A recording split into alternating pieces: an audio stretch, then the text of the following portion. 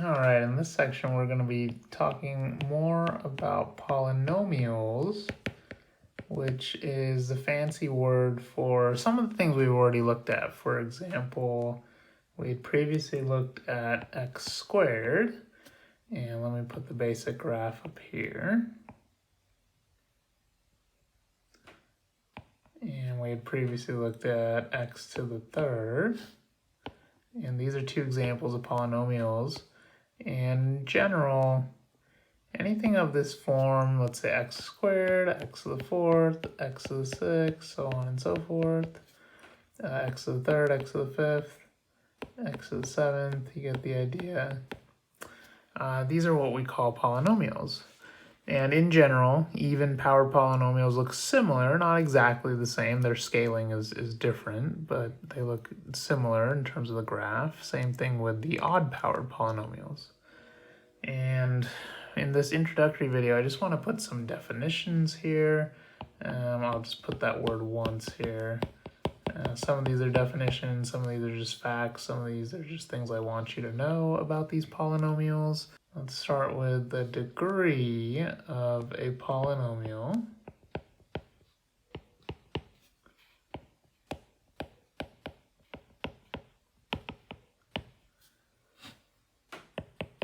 Is the largest power of x. And we'll do examples with all these, but let's get these written down in this video, and then we'll do examples in the other videos. So another thing I want you to know, the end behavior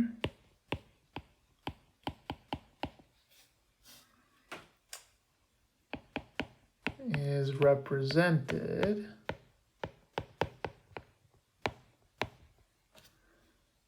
by the highest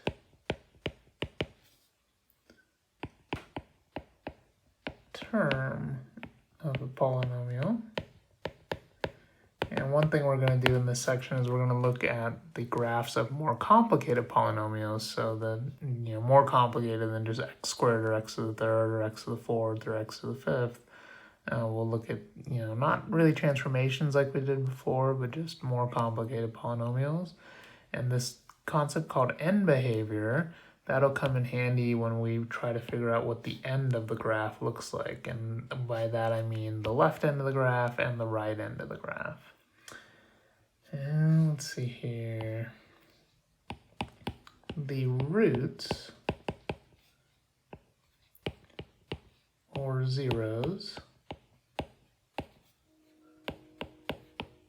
of a polynomial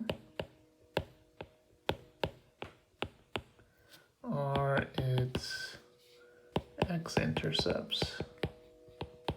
That seems like a silly thing to write down, but for polynomials specifically, we call their x-intercepts roots or zeros. Your book uses both terms. I think it uses zeros a lot in the homework. I like roots a little bit more. X-intercepts is fine too. But you'll see, I think, the word zero a lot in this homework, so I just wanted to point that out. And let's see here, what else do we have? So, the multiplicity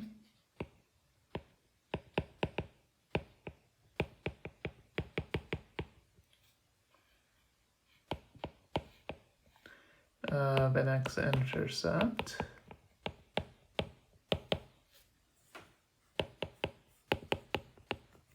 is the number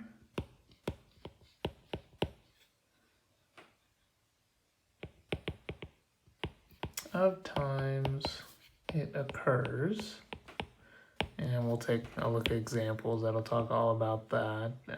For now, I'll leave that there. I just want you to have these written down in your notes if you're taking notes. Let's see. A graph crosses the x-axis at an intercept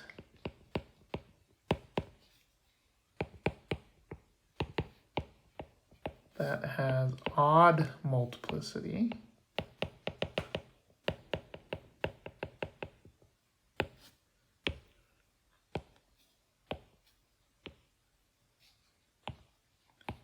and a graph touches the x-axis at an intercept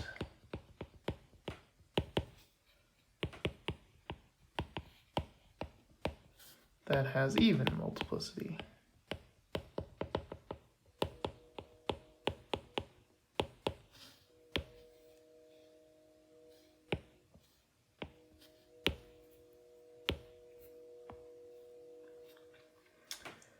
And what else do we have? So for this section, I also want to write down the number of turning points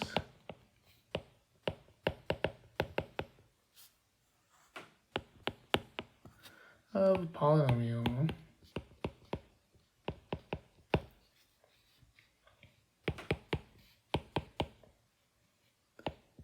is the number of local max and min points.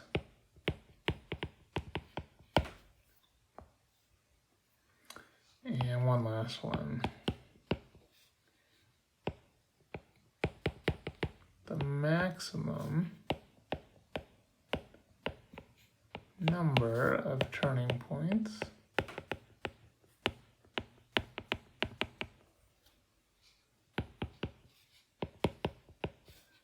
is the degree of the polynomial minus, let me write that out, minus 1. All right, so just a lot of definition type things there. In this video, we'll discuss all of those a little bit later in the example videos. And I'll start with, in the next video, I'll start with some examples just about finding degree, because that comes up a lot in these definitions that I just wrote down, the concept of degree. And so finding the degree will be important to a couple of our concepts here, turning points, end behavior, different things like that. So I will do that in the next video.